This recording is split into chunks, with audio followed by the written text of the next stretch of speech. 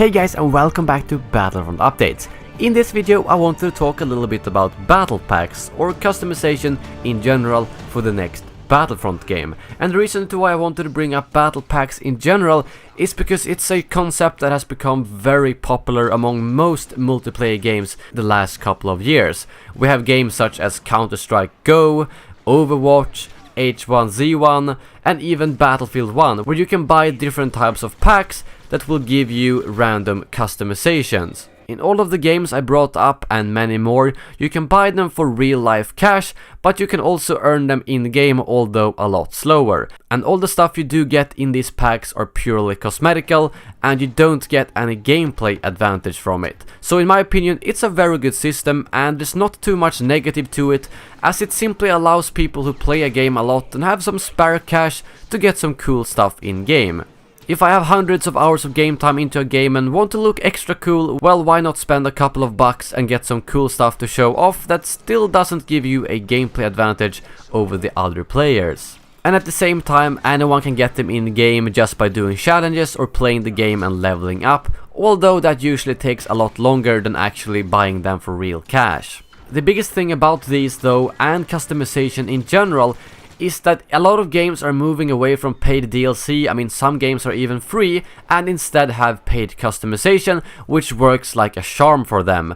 And unfortunately Battlefield 1 didn't take this approach, but still have paid DLCs for maps and so on, which unfortunately might split the player base. But games like Overwatch, everything is free, but you can buy cosmetics. The same goes for many other games. And this is something I really hope that EA will do for the future games, including Star Wars Battlefront 2 or whatever else the game is going to be called. Titanfall 2, for instance, has all the DLCs free, but Respawn have more of a partnership with EA, which means that EA doesn't have as much control over them as they do with, let's say, DICE. But still, it's been a huge success in many games to have cosmetics you can buy or just unlock slowly in game instead of having paid DLCs. Just look at Battlefront. The player base has been split by the DLCs, there is no way of denying that, and it would have been ideal if all the DLCs were free.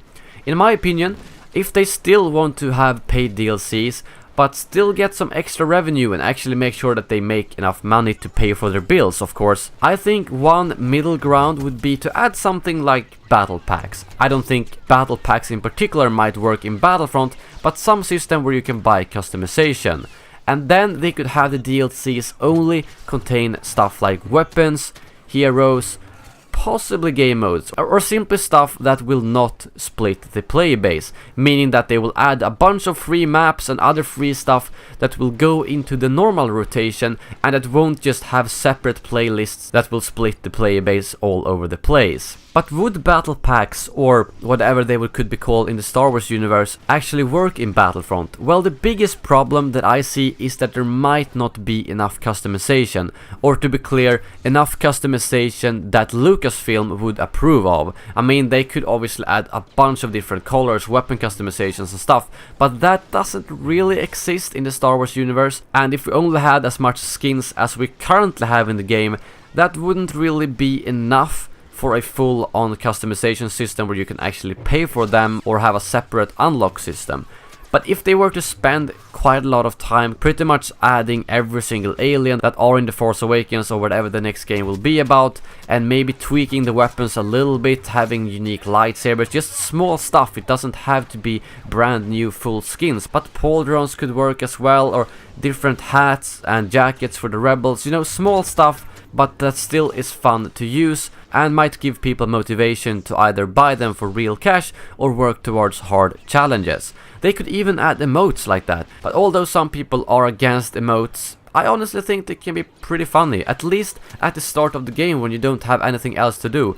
Why not have emotes instead of just doing nothing? So if there were some very rare but still not obscure emotes that you could only get from a battle pack or by doing a very hard challenge or both, I think that could be a good solution. So it all depends on how willing Lucasfilm would be to approve something like this. I mean, my main point here isn't that they should add more and more paid content, but it's that they will have less paid content that splits the player base and more free content that everyone can play, such as maps and maybe some heroes depending on how they balance it, and then we can pay for stuff like skins, maybe weapons, as long as it's not pay to win and things like that. I think that would be an ideal solution for Battlefront 2, because I feel like paid DLCs and season passes in general are kind of past their time. People are very negative towards them, it splits the player base, and I think DICE and EA needs to move with the flow and actually move over to more customization, which they obviously have with Battlefield 1 and hopefully can do with Battlefront as well.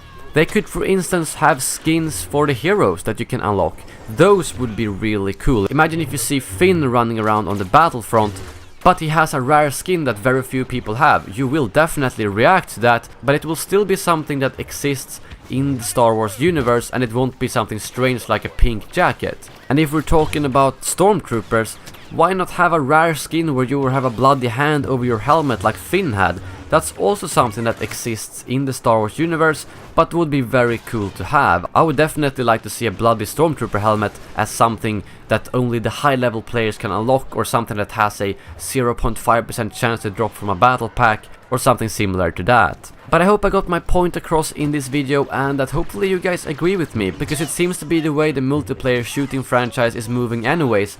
So I think it's inevitable that it will happen sometime. I just hope that it can be a way to counter splitting the player base like DICE games unfortunately currently do. Please let me know in the comments below what you think about my ideas, and if you have any better suggestions than the one I brought up. Thank you very much for watching, and as always, may the Force be with you.